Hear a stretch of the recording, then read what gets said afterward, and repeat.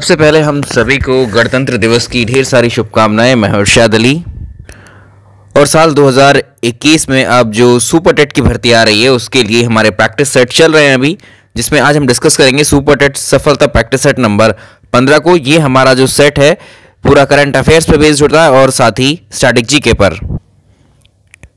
साथ ही यूपीपीएससी 2021 की तैयारी अगर आप कर रहे हैं, यूपीपीएससी, यूपीएससी के जितने भी एग्जाम्स हैं, लेखपाल, समीक्षा अधिकारी, यूपीपीसीएस में अपर पीसीएस, लोअर पीसीएस की इन परीक्षाओं की तैयारी के लिए आप अनअकैडमी पर भी कोर्सेज को ज्वाइन कर सकते हैं। यहाँ पर मिलेंगे आपको लाइव सेशंस और साथ ही क्विजेस और टेस्ट सीरीज। अनलिमिटेड एक्सेस है सभी कोर्सेज का, जो कि आपके अपकमिंग एग्जाम्स में यूपीपीएससी, यूपीएससी के सारे एग्जाम्स होंगे। मेरे लाइव क्लासेस भी आप यहां ज्वाइन कर सकते हैं। साथ ही यहां पर पीसीएस का लक्ष्य फाउंडेशन कोर्स है हिंदी में और एस्पायर फाउंडेशन कोर्स इंग्लिश में है। इन कोर्सेज को भी आप ज्वाइन कर सकते हैं, जिसमें इंडिया की टॉप फैकल्टीज टीच करती हैं इस कैटेगरी में।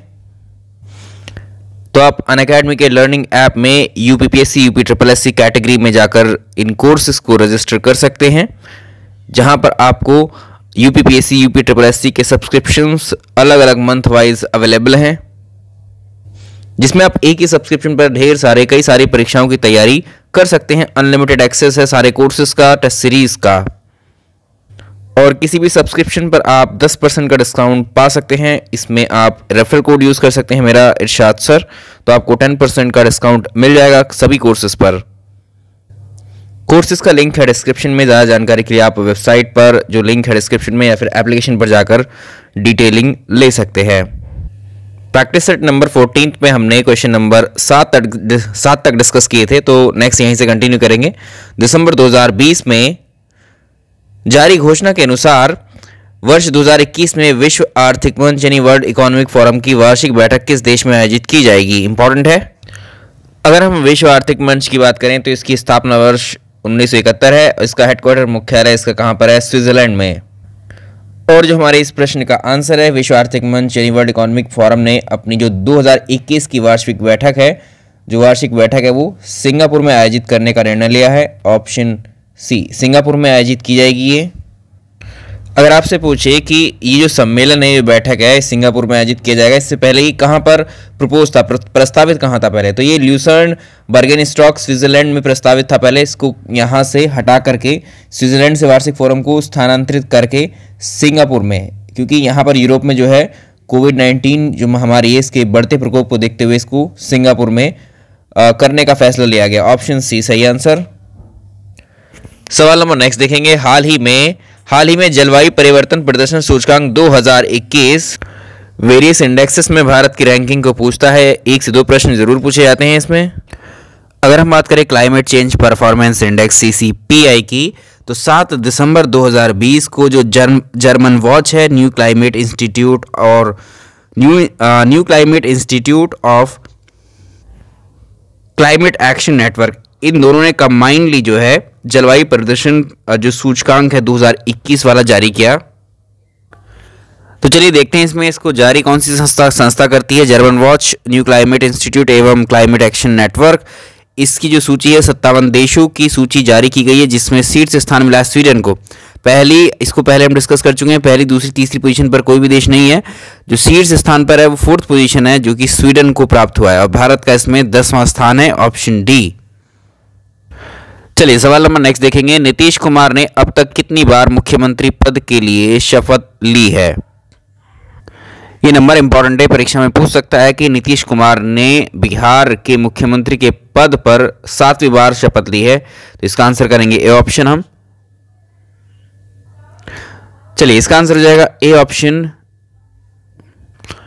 चलिए, बिहार के किस जेल में हाल ही में चरखा उद्योग स्थापित करने का निर्णय लिया गया है? तो ये है, इसका आंसर हो जाएगा मोतिहारी में।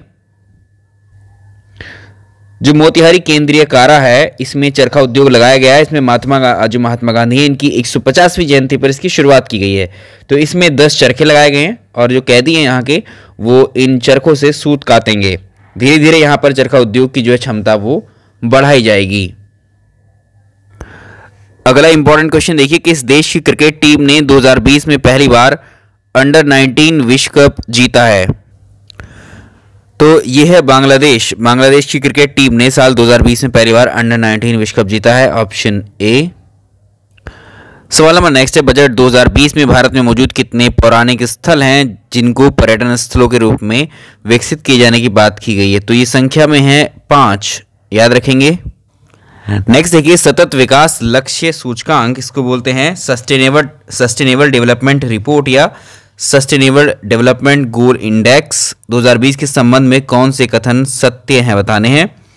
इस सूचकांक में प्रथम स्थान स्वीडन को प्राप्त हुआ। कुल मिलाकर इसमें 166 कंट्रीज को शामिल किया गया था, 166 कंट्रीज को, और इसमें से स्वीडन को पहला स्थान प्राप्त हुआ है इस सूचकांक में, और इसमें भारत की जो पोजीशन है वो 117 है। पहला और दूसरा दोनों स्टेटमेंट ये सही है, ऑप्शन हो जाएगा सी। क्वेश्चन नंबर नेक्स्ट देखेंगे हम लोग, जुलाई 2020 में किस देश ने Chabahar port Zahedan railway line परियोजना से भारत को अलग करने का निर्णय लिया है? Important question. चलिए, तो इसका आंसर हो जाएगा ऑप्शन बी, इसमें ईरान सही आंसर है। अगला सवाल देखें, देश की पहली सुपर फैब लैब का उद्घाटन कहां पर किया गया है? तो देखिए, जो केरल के मुख्यमंत्री हैं पिनाराई विजयन, इन्होंने कोच्चि में, कोच्चि कहां पर है? केरल। तो इन्होंने कोच्चि में देश की पहली सुपर फैब लैब का उद्घाटन किया है, ऑप्शन ए। नेक्स्ट देखिए, नागरिकता संशोधन अधिनियम 2019 में किन पड़ोसी देशों से आए व्यक्तियों के लिए नागरिकता प्रदान करने के प्रावधान है? इसमें पाकिस्तान, अफगानिस्तान और बांग्लादेश, इन तीनों ही देशों से आए व्यक्तियों के लिए सिटीजनशिप प्रदान करने के प्रावधान किए गए हैं, ऑप्शन डी सही आंसर है इसका। अगला सवाल देखेंगे, कर्नल चेवांग रेंचेन सेतु का उद्घाटन रक्षा मंत्री राजनाथ सिंह के द्वारा किया गया। भारत के किस केंद्र शासित प्रदेश में स्थापित किया गया है इसको? तो देखिए, इसका आंसर हो जाएगा, ये कहां पर है? कर्नल चेवांग रेंचेन सेतु लद्दाख में है। सवाल नंबर अगला भी अच्छा क्वेश्चन है, हाल ही में किस देश के पूर्व प्रधानमंत्री को अरबों डॉलर के घोटाले के मामले में 12 वर्ष की जेल की सजा सुनाई गई है? तो देखिए, ये इंपॉर्टेंट क्वेश्चन है। मलेशिया की एक अदालत ने, मलेशिया है ये देश जो है, आंसर इसका सी होगा। मलेशिया की एक अदालत ने जो पूर्व प्रधानमंत्री है वहाँ के, कौन थे ये? नजीब रज्जाक, इनको सरकारी निवेश कोष से अरबों डॉलर के पैसे गबन करने के मामले में दोषी ठहराया था और 12 साल की सजा भी सुनाई गई यहाँ पर। तो इसका आंसर क्या हो जाएगा? Option C, Malaysia. ये कौन से पीएम थे? ये नाम इनका नजीब रज्जाक। अगली एक किताब है, पुस्तक का नाम है बीइंग गांधी। बीइंग गांधी किताब के राइटर कौन है आपको बताना है। तो ये है Paro Anand, option B. Question number next देखेंगे, प्रधानमंत्री द्वारा फिट इंडिया मूवमेंट या फिट इंडिया अभियान की शुरुआत कब की गई थी? इसकी शुरुआत की गई थी 29 अगस्त 2019 में। सवाल नंबर नेक्स्ट देखिए, देवानंद कुंवर जिनका अप्रैल माह में निधन हुआ था, किस राज्य के पूर्व राज्यपाल रह चुके हैं?